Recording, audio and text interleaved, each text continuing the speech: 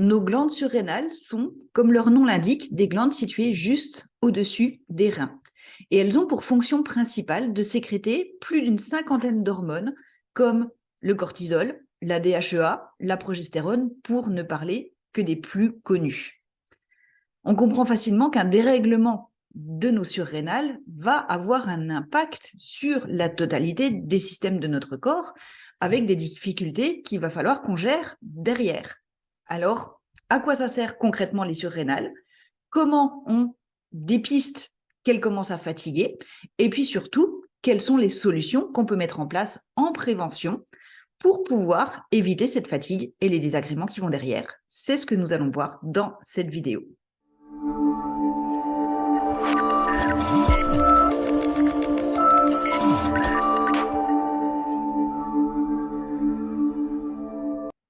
Comme je vous le disais, les surrénales ont de nombreuses fonctions au niveau de notre corps, les principales étant la sécrétion d'hormones. Par exemple, elles vont prendre le relais des ovaires au moment de la périménopause pour la sécrétion des œstrogènes et de la progestérone. Et à votre avis, si les surrénales sont déjà fatiguées par notre mode de vie avant l'arrivée à cette phase, qu'est-ce qui va se passer? Il risque d'y avoir une insuffisance de production. Et s'il y a une insuffisance de production d'hormones, qu'est-ce qui se passe? Fatigue, prise de poids, bouffée de chaleur, montagne russe émotionnelle, et j'en passe.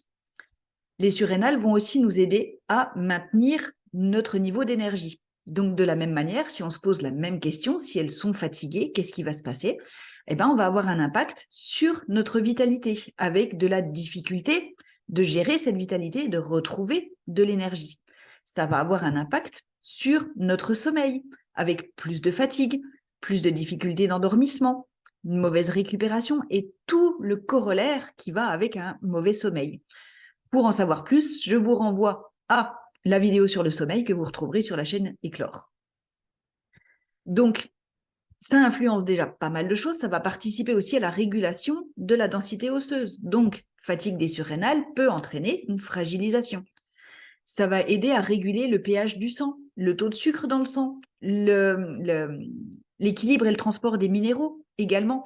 Donc, participer à tout le bon fonctionnement de notre corps. Ça va permettre aussi de contrôler l'inflammation. L'inflammation, c'est ce qui peut nous aider à gérer la douleur et affronter les menaces saisonnières. Donc, si on a un corps qui subit de l'inflammation au quotidien, on va être fragilisé par rapport à tout ça également. Et surtout, les surrénales sont des super outils pour nous aider à gérer le stress. En temps normal, quand on a un coup de stress, qu'est-ce qui se passe? On va avoir une production brutale de cortisol qui va nous aider à gérer la situation. Et ensuite, petit à petit, on va redescendre à un niveau normal de calme et d'équilibre. Mais à l'heure actuelle, avec nos modes de vie où on vit du stress au quotidien, on va avoir une production de cortisol beaucoup plus intense et voire même continue. Et qu'est-ce qui va se passer? On va avoir une difficulté à revenir à l'équilibre parce que on va rester avec un niveau de cortisol très très haut. Mais le pire, je dirais, c'est qu'on va s'habituer à ces sensations corporelles, on va s'habituer à ces niveaux hormonaux très hauts. Ce qui veut dire que quand on va commencer à sentir que ces niveaux se diminuent, cette fois-ci, c'est là où on va commencer à sentir un inconfort et un déséquilibre. On devient, comme disent les Québécois, des stress junkies. On est tellement habitué à avoir ce niveau de stress quotidien que quand ce niveau diminue, c'est là où on se sent perdu et où on va avoir besoin de remonter ce niveau de stress pour retrouver des sensations habituelles et connues. Un beau cercle vicieux, comme vous pouvez vous en rendre compte. Donc maintenant, imaginez ce qui va se passer au niveau de vos surrénales quand elles sont amenées à produire du cortisol tout le temps, on continue. On voit facilement se profiler la fatigue qui peut aller jusqu'à l'épuisement. Alors, c'est quoi les indicateurs dès que vos surrénales commencent à fatiguer et qu'elles ont besoin de soutien? On en a déjà un petit peu parlé juste avant dans la présentation. Le premier indicateur va être la fatigue. Quand on se réveille fatigué le matin, quand on a vraiment l'impression d'avoir des cycles de fluctuation de fatigue, où on est complètement au fond du trou le matin, ça va un peu mieux vers midi, c'est de pire en pire vers 14-16 heures, ça va un peu mieux vers 18 heures, et à 21 heures, on est complètement brûlé au fond du trou, avec l'impossibilité en fait de faire quoi que ce soit, mais en même temps, la difficulté à s'endormir également et à se reposer. Ça peut être aussi un réveil vers 3-4 heures du matin avec les yeux qui font pling. Et pour le coup, c'est pareil, le cerveau qui se met en route, le corps qui se met en route et l'impossibilité de se rendormir derrière. Comment on peut se rendre compte que nos surrénales fatiguent? C'est parce qu'on va essayer de compenser aussi ce manque d'énergie et ce manque de vitalité par tout ce qui va être rage de nourriture sucrée, tabac, alcool, café, pour vraiment compenser tout ça. Donc, si vous ressentez brutalement des envies de sucre et que vous avez une consommation de café qui augmente de plus en plus, du tabac ou de l'alcool qui augmente aussi, ça peut être un signe que vos surrénales commencent à fatiguer. On peut ressentir plus d'inconfort liés à nos cycles, plus de tension, plus de douleur, plus de crampes. Et de la même manière, ça peut aussi augmenter les inconforts liés à la périménopause, avec des cycles plus irréguliers, des sueurs nocturnes. On peut ressentir aussi des difficultés au niveau émotionnel, avec beaucoup plus d'irritabilité, d'anxiété, de changement d'humeur inexpliqué, de peur, de culpabilisation. On peut ressentir du manque de concentration, du manque de vivacité d'esprit, de la difficulté de mémorisation. Et du coup, vous imaginez bien, quand on n'arrive pas à être efficace comme on le voudrait, hop, on revient sur la peur. Oui, mais si j'y arrive pas, qu'est-ce qui va se passer au niveau de mon boulot? Et la culpabilisation, et bing, je suis trop nulle, j'y arrive pas. Et on entretient en plus tout ça dans des émotions négatives. On peut ressentir également des inconforts digestifs, on peut découvrir des problèmes de peau. Et en l'occurrence, un des signes qui peut être révélateur, c'est ce qu'on appelle les yeux bistres, donc les cernes foncées autour des yeux, de manière plus générale, les yeux de panda, parce que ça peut être vraiment un signe et de fatigue et d'indicateur de fatigue des surrénales. Et on peut aussi découvrir des ongles cassants, des problèmes de chute de cheveux, des fragilités au changement de saison, comme je vous l'expliquais, parce qu'on va avoir un impact sur la totalité de nos systèmes. Alors maintenant qu'on a vu comment repérer cette fatigue de surrénale, qu'est-ce qu'on va pouvoir y faire? La toute première chose, ça va être de travailler sur la gestion du stress.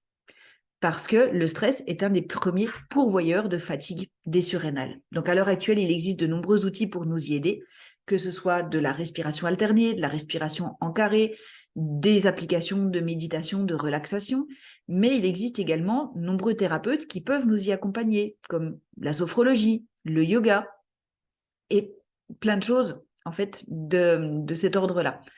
Reprendre une activité physique modérée va pouvoir également nous y aider. Ça va nous faire sortir de chez nous, ça va nous changer les idées, ça va nous faire nous aérer et ça peut permettre de redonner de la vitalité et de l'énergie.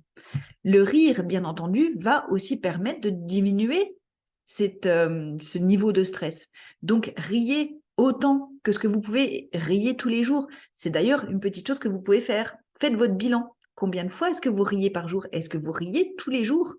Et si ce n'est pas le cas, comment vous pouvez faire pour augmenter le rire et la joie que vous avez dans votre journée? On va pouvoir utiliser des huiles essentielles, bien sûr, pour nous aider avec notre stress. Pour ma part, mes préférées sont des synergies de chez doTERRA. La première, c'est Balance, qui va être vraiment celle qui va me soutenir au quotidien parce qu'elle va m'aider à équilibrer mes émotions. Et puis, en cas de stress, je vais aller chercher Adaptive parce que, comme son nom l'indique, elle va m'aider à m'adapter à la nouvelle situation, à garder de la clarté d'esprit et à éviter de me laisser embarquer. Et si vraiment je sens le niveau d'intensité high level, à ce moment-là, je vais aller chercher Peace qui va m'aider à retrouver un niveau de paix. Et l'idée, c'est vraiment de trouver ce qui va vous correspondre à vous en termes de solutions, parce que là où les solutions qui vont être adaptées pour vous et qui ne seront pas forcément les mêmes que celles de votre conjoint, de vos amis, de vos parents, de vos enfants. Donc faites des tests, devenez enquêteur, devenez journaliste de vous, de vos habitudes, de vos réactions, pour savoir dans quelle situation vous allez pouvoir utiliser quelle méthode et ce que ça va vous apporter. Une deuxième clé pour soutenir nos surrénales, ça va être l'alimentation. On peut les soutenir par une consommation suffisante de protéines animales. Quand je dis suffisante, c'est ni trop ni trop peu.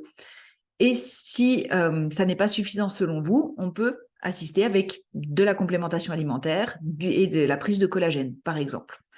On va pouvoir aussi les soutenir avec de la vitamine B5, de la vitamine C qu'on peut trouver dans les abats, la levure de bière, les agrumes pour la vitamine C. Donc, bien entendu, tout ce qui va être fruits de saison. On en revient aussi à du bon sens et de la logique. Il y a plein de vitamine C dans les poivrons, mais en plein hiver, c'est peut-être pas la meilleure source que vous allez pouvoir trouver. On va essayer aussi de gérer le grignotage et d'éliminer tout ce qui va être grignotage de sucré et compensation émotionnelle dans le sucre. Et surtout, limiter tous les sucres raffinés qui vont aller aussi augmenter l'activité des surrénales. Donc, les sucres raffinés, ça va être les sucres blancs visibles ou invisibles. Et ça va aussi permettre de limiter le grignotage.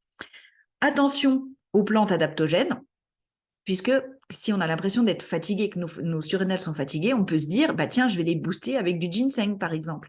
Mais en fait, imaginez maintenant que votre moteur de voiture, il est déjà fatigué, déjà encrassé et qu'il a du mal à faire son job. Si vous lui donnez un coup d'accélérateur supplémentaire, qu'est-ce qui va se passer? Donc l'idée, c'est plus vraiment de l'entretenir, de le nettoyer, de lui donner des outils de réparation pour ensuite lui permettre de fonctionner avec beaucoup plus d'énergie et de vitalité. Prendre soin de son microbiote est aussi une piste intéressante à aller explorer parce qu'on va amener de l'équilibre émotionnel et du soutien de nos défenses naturelles. Une astuce qui pour moi est indispensable, c'est apprendre à dire non. Tout simplement parce qu'on a tendance à avoir des to-do list interminables, à vouloir faire plaisir à tout le monde, à se charger, vouloir tout assurer, tout contrôler, tout maîtriser pour nos enfants, notre famille, notre conjoint, tout ce qui se passe dans la maison, être de la même manière aussi performante et efficace dans notre vie professionnelle. Et il y a un moment où on ne peut pas tout gérer. Et c'est ça aussi qui entraîne une surcharge de stress et de fatigue. Donc, voyez quelles sont les choses prioritaires, quelles sont les choses urgentes et essayez d'éliminer, du moins de diminuer la quantité de choses non prioritaires et non urgentes dans votre quotidien. Et puis, les huiles essentielles, bien sûr, vont pouvoir aider à soutenir les surrénales. L'épinette noire, c'est l'huile essentielle des surrénales par excellence, mais aussi toutes les huiles essentielles qui vont aider notre corps à diminuer son inflammation, comme l'encens, donc issu des boswellia, comme le copaïba, issu du copaïfera, comme l'eucalyptus citronné, donc Eucalyptus citriadora. Donc pour ça, je vous invite à aller consulter des livres de référence. Il y en a plusieurs. Dominique Baudou reste une référence. Daniel Festi également. Les docteurs Franco Mépé-Noël qui ont fait l'aromathérapie exactement. Michel Faucon également. Donc, ce sont des références dans l'aromathérapie et vous aurez des informations fiables pour apprendre à utiliser les huiles. Et si vous souhaitez un accompagnement personnalisé et voir comment faire pour vous, vous pouvez également me contacter. Les coordonnées sont dans les commentaires sous cette vidéo et on pourra faire un point ensemble d'où vous partez, d'où vous voulez arriver et des différentes étapes et comment on va pouvoir travailler ensemble pour vous permettre d'avoir plus de bien-être et plus d'équilibre. J'espère que ces différentes astuces vous auront été utiles. N'hésitez pas à partager en dessous de cette vidéo les vôtres, comment vous avez repéré vos coups de fatigue des surrénales et qu'est-ce que vous avez mis en place pour y remédier. Et moi, je vous dis à très bientôt dans une nouvelle vidéo.